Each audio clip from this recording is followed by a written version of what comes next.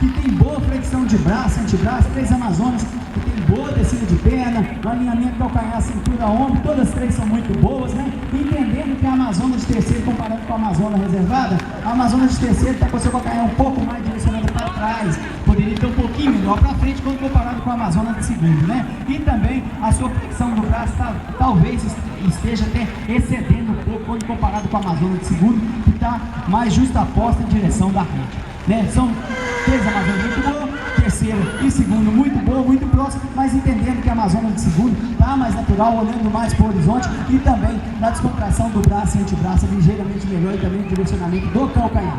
Parabéns à Amazonas de terceiro, muito boa Amazonas.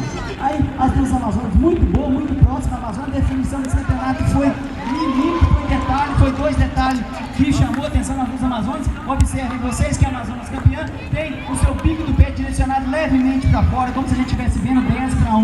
E também a fixidez do assento da cena hoje, ligeiramente melhor que a Amazonas que vai à frente, né? 2 Amazonas muito boas, como eu disse, direcionamento de cintura, ombro, calcanhar, todas 2 muito boas, entendendo que a Amazonas de primeiro poderia ter seu direcionamento de coluna um pouco mais para trás, acompanhando o movimento do animal, né? A Amazonas de trás tem até o melhor direcionamento